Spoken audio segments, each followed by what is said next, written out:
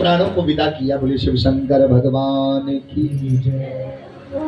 यमदूत आश्चर्य कर रहे हैं कि भाई ये क्या बात बनी, यमराज ने क्यों, हमारे स्वामी ने क्यों रुद्रगणों को, उस गुणनिधि जैसे पापी के प्राणों को जाने दिया। तो उस संदेह का निवारण करने के लिए यमराज ने मानो अपने गणों के मन भाव को जान लिया। तो यमराज ने अब अपने गणों से कहा, हे मेरे प्रिय गणों, मेरी बात को ध्यान से सुनो, कान खोल करके सुनो। ये रुद्राक्ष धरा लोके जटाधारिण एव ये, ते सर्वे परिहर्तव्या नानितव्या कदाचन, नानितव्या कदाचन। यमराज ने कहा, मेरे प्यारे गणों, मेरी बात को ध्यान से सुनो। ये रुद्राक्ष धरा लोके, अगर धरती पर कोई तुम्हें रुद्राक्षधारी मिल जाए ना, जो रुद्राक्ष को पहने हुए हो और उसके प्राण निकल जाए, तो सावधान। ते सर्वे परिहर्तव्या नानितव्या कदाचना, वह कदापि यमलोक का अधिकारी नहीं है। वो कितना बड़ा अपराधी हो, कितना बड़ा पापी हो, लेकिन रुद्राक्षधारी के अगर प्राण निकले हैं तो यमलोक नहीं, उसे शिवलोक जाने का अधिकारी समझना। त्रिपुंड धरा ही है, यदि कोई ललाट पर त्रिपुंडधारी तुम्हें मिल जाए और उसके प्राण निकले हो तो प्राण बंधन मत करना, उसे यमलोक नहीं लाना। जटावल्लकधारी ने, अगर कोई जटाधारी तुम्हें मिल जाए तो उसे यमलोक नहीं लाना, उसे शिवलोक का अधिकारी समझना। सुन रहे? कल हम आपसे कह रहे थे कि यदि हम भगवान शिव की पूजा कर रहे हैं और सिर पर तिलक ना हो तो फिर वो कैसा पूजा, भगवान कहाँ स्वीकार करेंगे। और आज बड़ी खुशी हो रही है कि यहाँ उपस्थित बहुत से हमारी माताओं बहनों के मस्तक पर भी आज तिलक चंदन हम देख रहे हैं। शिव पुराण में लिखा है कि चंदन का इतना, ललाट पर तिलक का इतना महत्व है कि हम शिव पूजा कर रहे हो और हमारे पास चंदन ना हो, भस्म ना हो, तो क्या करो, वहां उपस्थित जो मिट्टी है उस मिट्टी को ही भस्म मान करके अपने मस्तक पर लगा दो, वो दिखे चाहे ना दिखे। और ये हम अपने आप से मनगढ़ंत बात नहीं बना रहे, ये शिव पुराण में लिखा है भस्म महिमा में, तो हम आपसे बता रहे हैं। यहाँ यमराज अपने गणों से कह रहे हैं, हे दूतों, धरती पर अगर कोई त्रिपुंडधारी, ललाट पर त्रिपुंडधारी अथवा रुद्राक्षधारी और जटाभस्मधारी कोई दिख जाए, जटावल्लभधारी कोई दिख जाए, तो उसे यहाँ नहीं, उसे शिवलोक का अधिकारी समझना और उसे प्रणाम करके वापस लौटाना। यमदूत सोचने लगे मन में कि स्वामी जी तो कह रहे हैं, महाराज जी तो कह रहे हैं कि हम किसी त्रिपुंडधारी, किसी रुद्राक्षधारी, किसी भस्मधारी, किसी जटाधारी को ना लेकर के आए। ऐसे तो कोई दम्भी, पाखंडी, अभिमानी, दूसरों को छलने वाला ठग ऐसा रूप धारण कर लेगा तो क्या उसे भी ना लाए, मन में सोच रहे हैं। और मानो यमराज ने इनके मन की पढ़ ली। यमराज ने कहा, हाँ आगे सुनो मेरे प्यारे दूतों, इस धरती पर अगर कोई उपजीवन हेतुश्च शिव वेश धरा हिये, ते सर्वे परिहर्तव्या नानितव्या कदाचन, दम्भे नापि छले नापि, दम्भे नापि छले नापि, शिव वेश धरा हिये, ते सर्वे परिहर्तव्या नानितव्या कदाचन, नानितव्या कदाचन। दंभ से, अभिमान से, छले नापि यानी छल कर रहा हो, किसी को ठगने का ही प्रयास कर रहा हो, कपट ही कर रहा हो, अथवा तो उपजीवन हेतुश्च, उपजीविका उपार्जन के, जीविका उपार्जन के लिए, पैसा कमाने के लिए। शिव वेश धरा ही, कोई शिव वेशधारी हो, ऐसा भी कोई तुम्हें मिल जाए, चाहे कोई अभिमानी हो, चाहे कोई दम्भी हो, चाहे कोई कपटी हो, चाहे कोई उपजीविका कमाने के लिए कर रहा हो, लेकिन ते सर्वे परिहर्तव्या नानितव्या कदाचना, वहां भी कदापि यमलोक नहीं, वहां भी शिवलोक का अधिकारी होता है, उसे प्रणाम करके वापस लौटाना। यमदूतों ने अपने स्वामी यमराज के चरणों में प्रणाम किया और कहा, जैसा आप आज्ञा करते हैं वैसा ही होगा। और इधर गुणनिधि पहुंच गया भगवान महादेव के लोक में, महारुद्र के लोक में, काशी की भूमि। उन महारुद्र की के आश्रय में उन काशीपति के आश्रय में उसने सुंदर दिव्य लोक का दर्शन किया, काशी लोक का दर्शन किया। भगवान महादेव ने कहा, हे गुणनिधि, मैं तुम्हें एक अवसर और दे रहा हूँ। अभी तो तुमने अनजाने में दीपदान करके मुझे प्रसन्न किया, लेकिन अब मैं तुम्हें एक और अवसर देता हूँ। धरती पर महाराज अरिंदम कलिंग देश के राजा हैं। उन कलिंग नरेश अरिंदम के पुत्र दम बन करके तुम्हारा अब जन्म होगा।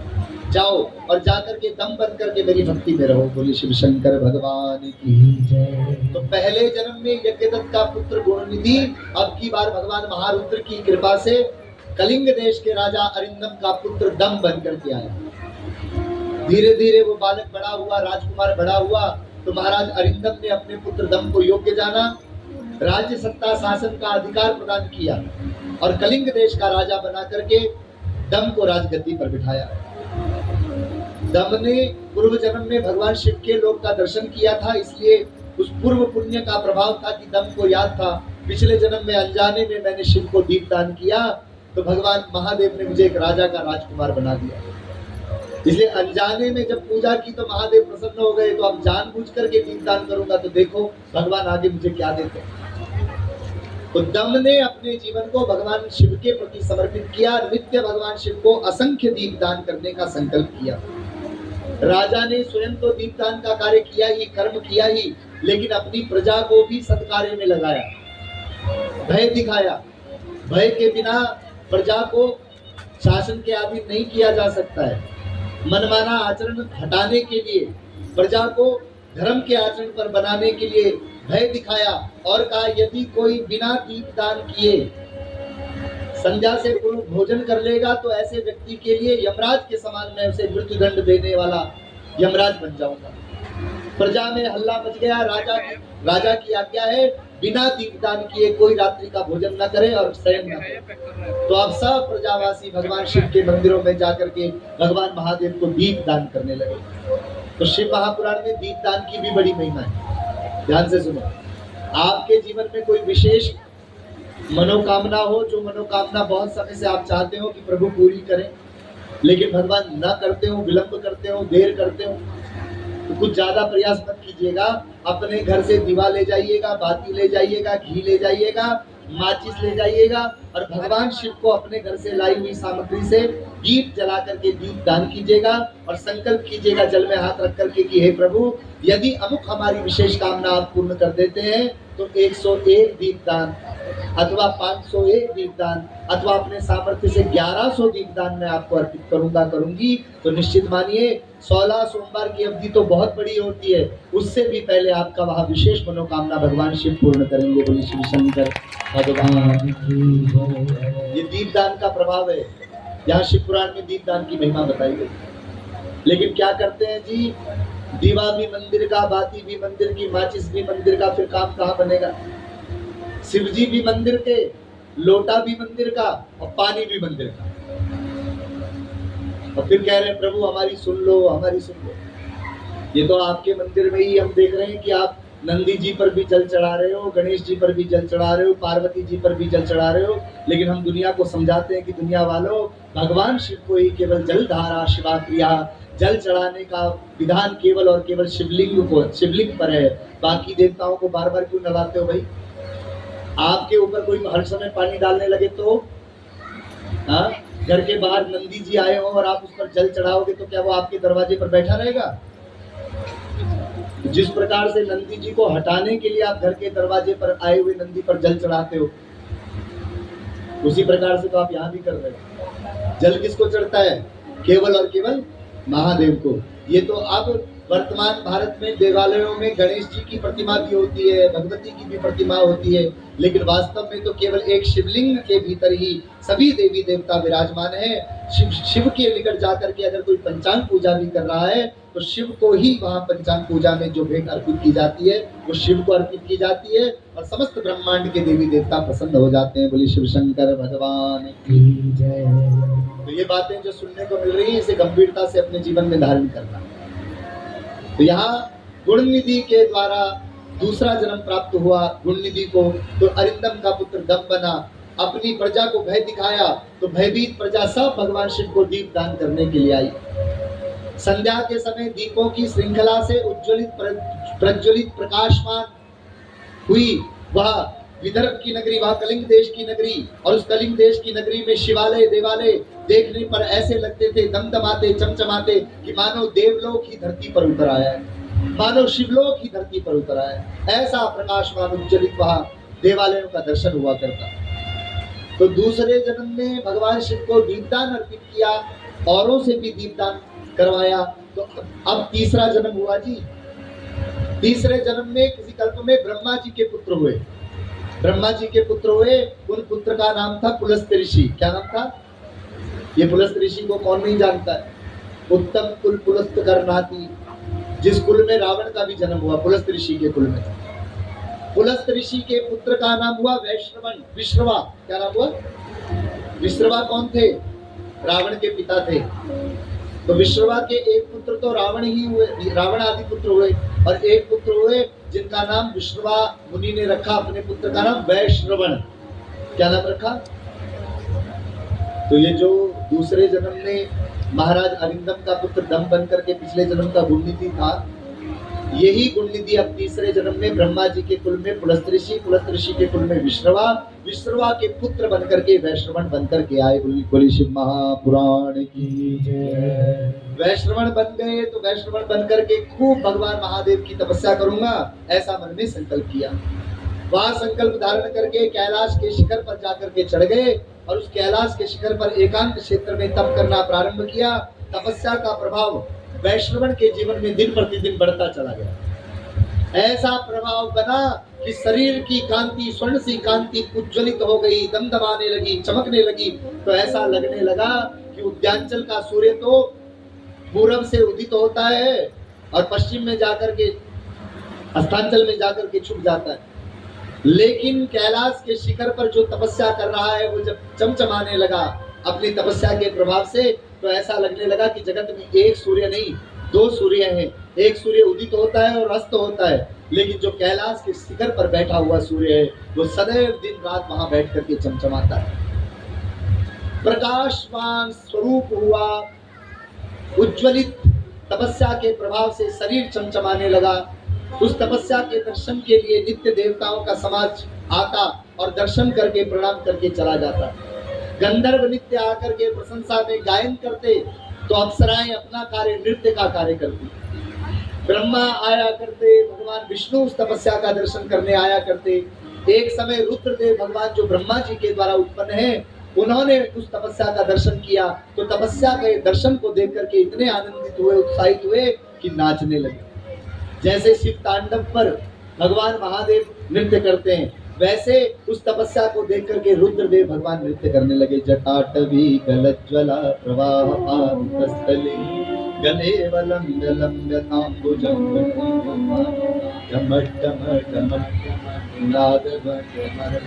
चकार चंड तांडवतनोतु नौ शिवा शिवं जटाकटाह संभ्रमं ब्रह्मं मिलितं विलोल वीचिवल्लभ विराजमान मुरली धगत धगत धगज्ज्वला ललाटपट्टपावनी किशोर चंद्रशेखर प्रति प्रतीक्षणं मम। रुद्रदेव भगवान नृत्य करने लगे, तो फिर भगवान विष्णु भी प्रकट हो गए, ब्रह्मा जी प्रकट हुए, देवताओं के द्वारा पुष्प वृष्टि होने लगी, और रुद्रदेव भगवान के प्रसन्न होकर के होते हुए नृत्य को देखने के लिए काशीपति भगवान महादेव अपनी महाशक्ति को लेकर के प्रकट हो गए। बोलिए शिव शंकर भगवान की जय। उन काशीपति महादेव ने प्रसन्न होकर के उस तपस्या को देख करके वैश्रवण से कहा, वैश्रवण मैं आ गया हूँ पुत्र, दर्शन करो। तुम हमारे दर्शन के लिए तपस्या करते हो, तो हम आ चुके हैं, अब तुम दर्शन कर सकते हो। लेकिन जिन महारुद्र के चरण की नख का प्रकाश करोड़ों सूर्य के समान प्रकाशमान है, प्रकाशित है, भला आंखें कैसे असामर्थ्य आंखें भला कैसे उस शिव का दर्शन कर सकती है, जो तेजो युक्त है, तेजोमयी है, जो प्रकाश से, करोड़ों प्रकाश से उज्ज्वलित है। आंखें खोली तो सही, लेकिन वैश्रवण ने फिर से अपनी आंखें मूंद दी और कहा, प्रभु मेरी आंखों को आपके दर्शन का सामर्थ्य नहीं है प्रभु। इसलिए मुझे दिव्य दृष्टि प्रदान कीजिए। आंखें जगत में सबको हैं, लेकिन क्या हर कोई भगवान का दर्शन कर रहा है? मंदिर में जाता है तो केवल प्रतिमा को देख करके वापस लौट आता है, भगवान उसे दिखाई नहीं पड़ते। किसे दर्शन होगा? हर किसी को दर्शन नहीं हो सकता है। दर्शन उसे होगा जिसके ऊपर परमात्मा की कृपा दृष्टि है, और जिसने कृपा दृष्टि को प्राप्त कर लिया, फिर उसे दृष्टि मिली, कृपा दृष्टि मिली, तब उसने परमात्मा को पाया। तो जीवन में सदगुरु की कृपा दृष्टि हो, परमात्मा की कृपा दृष्टि हो, तो ही जीव परमात्मा का दर्शन कर सकता है। हर कोई भगवान का दर्शन नहीं कर सकता। अपनी उस आस्था सामर्थ्यता में उस वैष्णव भक्त ने कहा, प्रभु मेरी आंखों को आपके दर्शन करने का बल नहीं है प्रभु, मैं कैसे, मेरी आंखें आपके तेज को सहन नहीं कर पा रही हैं, मुझे बल दो प्रभु। तो शिव और शक्ति ने अपना वरदहस्त अपने पुत्र के शीश पर रखा। वैष्णवन को कहा, अब तुम आंख खोलो। तो जैसे ही अपनी आंखें खोली तो उस दिव्य छटा, उस दिव्य रूप का दर्शन, शिव और शक्ति का दर्शन वैष्णवन ने किया। शिव का दर्शन किया और उनके बामंग में विराज रही शक्ति को देख करके मोहित हो गए। क्यों? इसलिए मोहित हो गए कि ये परम सुंदर स्त्री कौन है, जिसे भगवान महारुद्र का इतना सामीप्य, इतनी निकटता प्राप्त है, जिसके वामंग पर जो साक्षात भगवान शिव के बाईं तरफ आकर के खड़ी, ये कौन होगी? ऐसा मन में विचार करके मन ही मन में देखते हुए भगवती शक्ति को, महाशक्ति को, इनके सौभाग्य को की मन ही मन में प्रशंसा करने लगे। लेकिन भगवती ने देखा कि ये बड़ी घूर घूर करके मुझे देख रहा है। ये शिव पुराण की कथा है, आप भी पढ़ लेना। भगवती ने देखा तो भगवती ने उसकी दाहिनी आंख को फोड़ दिया। महादेव ने देखा ये क्या किया, तो महादेव ने कहा ये क्या करती हो देवी? कहा प्रभु ये मुझे बड़ी विचित्र दृष्टि से देख रहा है, इसकी आंखों में मुझे दोष दिख रहा है। भगवान महादेव मुस्कुराए, नहीं नहीं देवी, ये तुम्हारे भाग्य की सराहना करता है, तुम्हारे सुंदर स्वरूप की सराहना तो कर ही रहा है, लेकिन कहता है कि कितने सामिप्य को तुमने शिव के प्राप्त कर लिया, कैसा सौभाग्य तुमने प्राप्त कर लिया। तो भगवती को आभास हुआ कि ये तो मैंने गलत किया। माँ भगवती ने अपने पुत्र के रूप में महाशक्ति ने वैष्णव को स्वीकार किया और जो दाहिनी भुजा निकाल दी थी उस भुजा को वापस स्थापित किया। बोले जगदम्बा मैया की। अपने माता पिता के रूप में वैष्णव ने शिव शक्ति के चरणों में नतमस्तक प्रणाम किया। तो भगवान महादेव ने कहा, हम दोनों तुझ पर बहुत प्रसन्न है वैष्णवन, आज तू जो हमसे मांगेगा हम तुझे देंगे।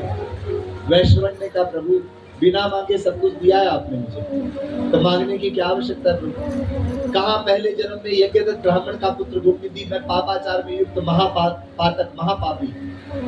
दूसरे जन्म में, पहले जन्म में अनजाने में आपको दीपदान किया, दूसरे जन्म में आपने एक राजा का राजकुमार बना दिया। उस जन्म में जानबूझ करके आपकी भक्ति की, आपको दीपदान नित्य किया, तो अब की बार आपने ब्रह्मा जी के कुल में मुझे विष्णुवा का पुत्र वैष्णवन बना करके मुझे भेजा। इस जन्म में आपकी भक्ति की, तो हे महारुद्र महाशक्ति, मैं एक साथ आपका शिव शक्ति का दर्शन कर पा रहा हूँ, बिना मांगे सब कुछ मिला, तो मुझे मांगने की आवश्यकता नहीं। भगवान ने कहा, दुनिया वालों इस घटना को सुन रहे हो तो यहाँ शिक्षा ले लो। जो मांगता है उसे मैं देता हूँ, जो मांगता है, जितना मांगता है मैं उसे देता हूँ, उतना देता हूँ जितना वो मांगता है। लेकिन जो बिना मांगे मेरी भक्ति में रहता है उसे मैं इतना कुछ दे देता हूँ जितना उसने कभी सोचा भी ना। भगवान से हर कोई मांगता है, लेकिन भगवान को कौन मांगता है? वैष्णव ने कहा, प्रभु मुझे आपसे नहीं चाहिए, मुझे आप चाहिए। और हम बार बार अपनी व्यासपीठ से निवेदन करते हैं, आप भगवान से मांगना और भगवान को मांगना, दोनों में बहुत बड़ा अंतर है। कौरव और पांडव सब गए थे भगवान के पास। भगवान द्वारिकाधीश ने दुर्योधन से पूछा क्या चाहते हो, तो बोले हम आपसे आपकी सेना चाहते हैं। भगवान ने कहा ले जाओ, क्योंकि भगवान से जो मांगता है भगवान उसे देते हैं, देना चाहते हैं, ले जा और मेरा पीछा छोड़। लेकिन कोई भक्त तो पांडवों जैसा भी होता है ना, पांडवों से पूछा तुम क्या चाहते हो मुझसे, बोले नहीं नहीं प्रभु आपसे नहीं, हम आपको चाहते हैं। तो आप जानते हैं जिसने भगवान से मांगा होगा तो पाया होगा, लेकिन ना तो वो रहा होगा, ना उसने जो पाया होगा वो रहा होगा। लेकिन जिसने भगवान को मांगा उसने सब कुछ पा लिया, भगवान ने उसकी विजय करवाई। इसलिए हम निवेदन करें, भगवान से नहीं भगवान को मांगो। यहाँ वैष्णव ने कहा, प्रभु मुझे आपसे नहीं, मुझे आप चाहिए। जब चाहूं मैं आपका दर्शन कर सकूं। तो भगवान ने कहा अच्छा। देवताओं की सभा में एक तरफ विश्वकर्मा जी उपस्थित थे। विश्वकर्मा जी से कहा विश्वकर्मा जी, इस कैलाश के शिखर पर जहां बैठ करके वैश्रवण ने तप किया, इसके ऊपर लोक में ऊपरी स्थान पर एक सुंदर पुरी का निर्माण कीजिए। वैश्रवण के ऊपर कृपा करने वाले भगवान ने विश्वकर्मा जी से कहा, तो विश्वकर्मा जी ने विलंब नहीं किया। आज भी जिस प्रकार का सामर्थ्य किसी और को प्राप्त नहीं है, वो सामर्थ्य विश्वकर्मा जी को प्राप्त है। एक अद्भुत आर्किटेक्चर तो है ही, एक अद्भुत शल्य चिकित्सक भी है, डॉक्टर भी बहुत अच्छे हैं और इंजीनियर भी बहुत अच्छे हैं। ऐसे अद्भुत इंजीनियर हैं कि अपने गणों को लगा करके ऐसी सुंदर पुरी का निर्माण किया और कहा प्रभु इस पुरी का नाम अलकापुरी है। भगवान महादेव ने अपने भक्त वैश्रवण का हाथ पकड़ा और कहा हे वैश्रवण चलो भीतर। भक्त वैश्रवण को अलकापुरी के भीतर एक ऊंचे स्वर्ण सिंहासन के ऊपर बिठलाया। शिव और शक्ति ने राज्याभिषेक किया और कहा वैश्रवण इस पद का नाम जहां तुम बैठे हो, इस पद का नाम कुबेर पद है। जो नहीं मांगता मैं उसे इतना दे देता हूं जितना मैंने तुम्हें दिया। तुम अब आज से कुबेर बन गए हो और तुम्हारे पास इतनी धन संपत्ति होगी कि देवता भी तुम्हारे पास अपने धन संपत्ति की हिसाब किताब के लिए तुम्हारे चरणों में बैठेंगे। जाओ मैं तुम्हें इस अलकापुरी का राज्य सत्ता शासन प्रदान करता हूँ। बोले शिव शंकर भगवान। तो जो शिव का भक्त भगवान शिव के धन की कामना से कुबेर की पूजा करता है, भगवान शिव के भक्त पर भगवान शिव की तो कृपा होती है। ये वैश्रवण कुबेर भी अपनी कृपा शिव भक्त के ऊपर बनाता है।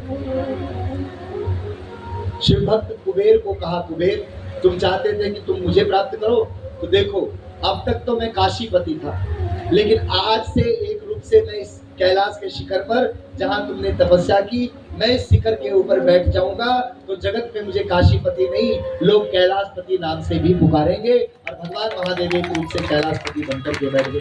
बोलिए कैलाशपति भगवान की जय। आइए जरा कैलाशपति भगवान का स्मरण करें और हम आप लोग जरा कैलाश की ओर चलें और भगवान कैलाशपति को प्रणाम करें।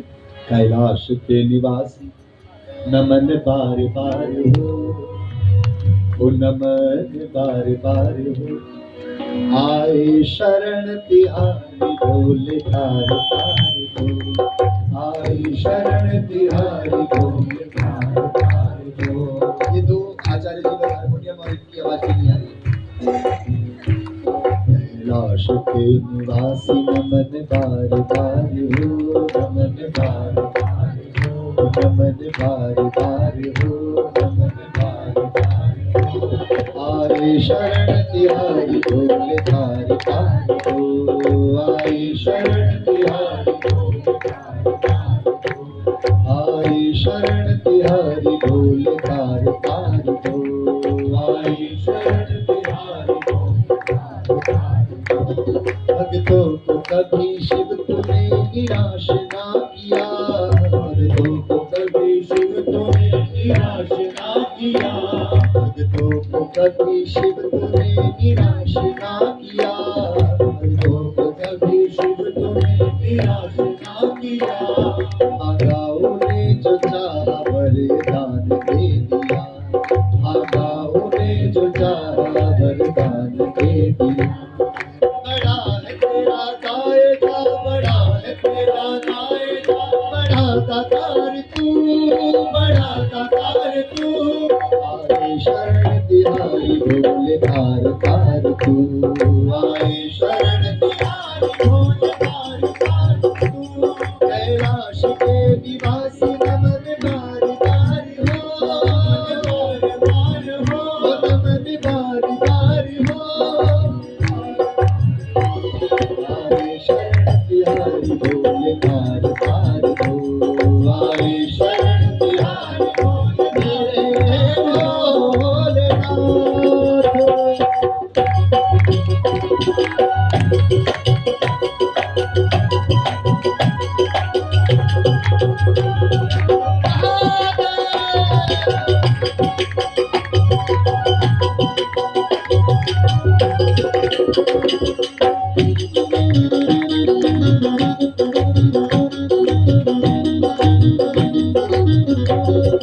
कथा क्या करूं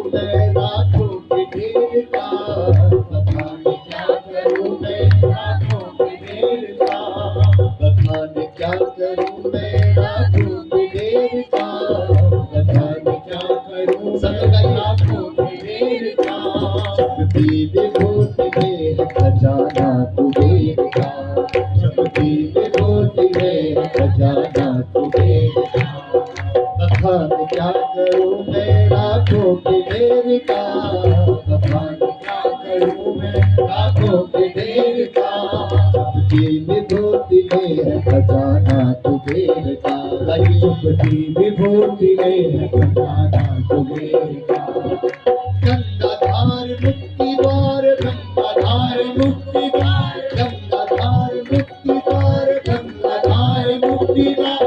ओमकार तू प्रभु, ओमकार तू प्रभु, ओमकार तू प्रभु, ओमकार तू। आए शरण तिहारी भोले हार हार तू, आए शरण तिहारी भोले हार हार तू। कैलाश के निवासी नमन बार बार हो, बार बार हो, बार बार हो, बार बार हो। आए शरण तिहारी भोले हार हार तू, आए शरण तिहारी भोले भोलेनाथ।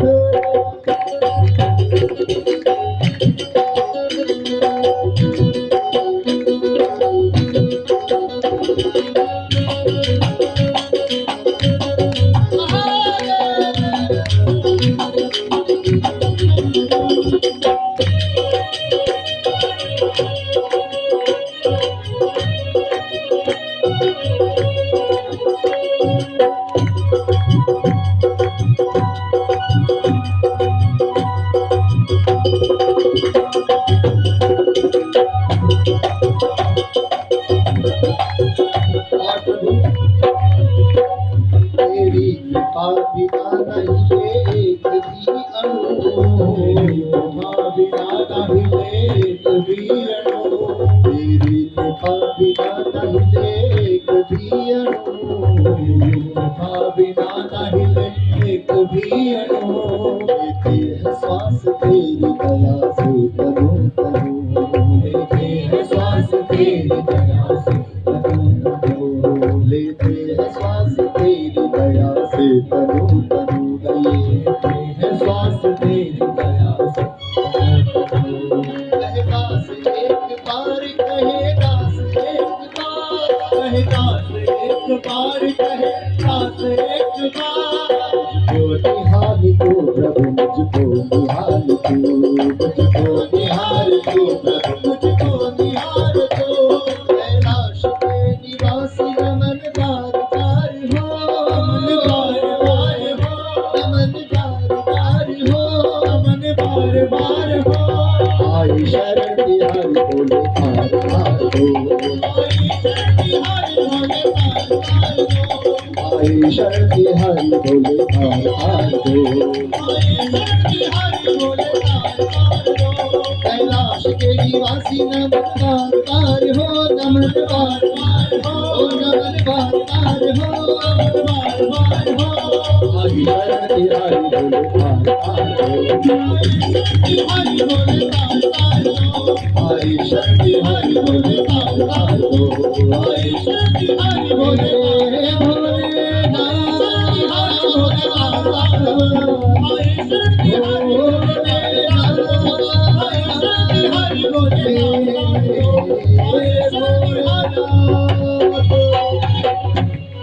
नमः पार्वती पतये हर हर हरे महादेव। कैलाश के निवासी नमन बार बार हो, नमन बार बार हो। आई शरण तिहारी भोले हार हार दो। बोले गौरी शंकर भगवान की जय। तो जिस किसी ने कथा सुनी वह फल भी प्राप्त करें। या इमाम कथा पठे यस्तु शृणुयाद वा समाहिता, इमाम कथा पठे यस्तु शृणुयाद वा समाहिता, इहं भुक्तिं समासाध्या लभेत मुक्तिं परत्रसा, लभेत मुक्तिं परत्रसा। इमाम कथा, इस कथा को पठे यस्तु, जिसने पढ़ा, सुनयाद वा, जिसने या सुना, जिसने अथवा पढ़ा और सुना, क्या होगा? बोले यम भुक्तिम समासाध्या, उन लोगों को या लोग की भुक्ति कामना सिद्ध होगी। जो कामना वो रखे बैठे होंगे उस कामना को यह कथा पूर्ण करेगी। तो जिस किसी कामना भावना को धारण करके आप यहाँ बैठे होंगे, भगवान महादेव की यह कथा की वो कैसे कैलाशपति हुए, कैसे उन्होंने सृष्टि का निर्माण किया, कैसे वो काशीपति बने, ये कथा जिस किसी ने आज सुनी है उनकी यह काम की भुक्ति कामना सिद्ध होगी। और एक बात ध्यान करना, ध्यान देना, जगत में हर देव को यह सामर्थ्य नहीं है कि आपको भुक्ति भी दे सके, मुक्ति भी दे सके। किस देव से मुक्ति की कामना करनी है, किस देव से भुक्ति की कामना करनी है, ये विचार करना पड़ेगा। अन्यथा कोई माता जी जाकर के हनुमान जी के सामने सिर झुकाए और कहे हनुमान जी बेटे की शादी करवा दो ना,